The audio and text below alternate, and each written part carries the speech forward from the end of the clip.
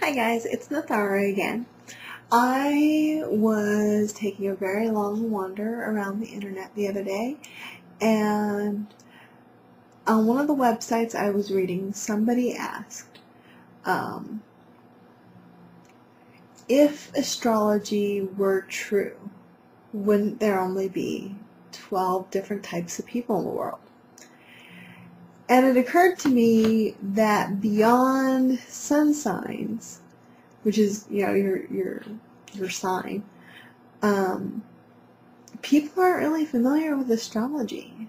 So this video is to give you a brief overview. I'm going to say up front, I am not an astrologer, but my mother was. So I understand some of the ideas behind it, but I don't actually do it myself.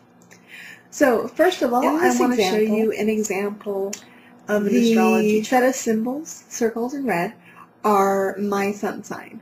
So when you look at this image, you can actually see that there's a lot more on this chart than just a sun sign. There's every single planet is on this chart, as well as a comet and Pluto.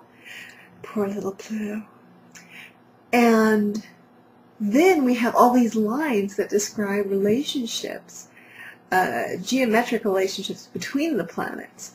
So things like squares, sextants, triangles that they form, those things as well. So let me go. People on the planet that share this chart in its exact configuration with me are people who were born on the same day, in the same year, at the same minute, in the same location that I was born. That's the only way to get this exact configuration.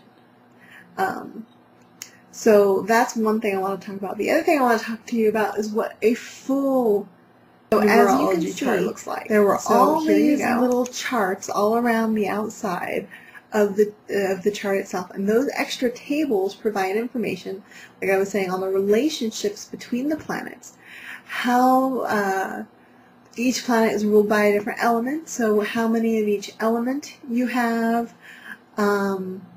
just a world of information.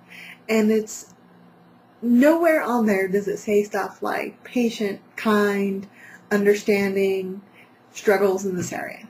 Nowhere on there. So an experienced astrologer knows how to look at every bit of data on that chart and put it together. They can determine what aspect is going to have more influences on your finances, which one's going to be more powerful. There's going to be a conflict where things go back and forth wildly.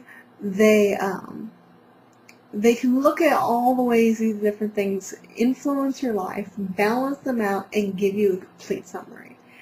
There's a lot of computer programs out there that claim to give you a numerology report, but they don't really. What they do is they have a list of qualities that pertain to each positioning and combination and whatnot, but they lack the ability to weigh which one's more important, which one's more dominant, whatever, and merge them into a comprehensive report. So when you get a report from a machine or a website, you're going to have to figure out that balancing itself, because it's just going to tell you that Mercury makes you impatient and Mars makes you really patient. And it can't tell you which one's going to dominate, or if that impatient or patient aspect only applies to certain areas of your life. So maybe you're patient normally, but when it comes to finances, you're not. You're just a very frustrated, impatient person. So that's kind of a really brief overview of what astrology is. So I hope that you guys find that helpful, and let me know if you have any questions. Bye.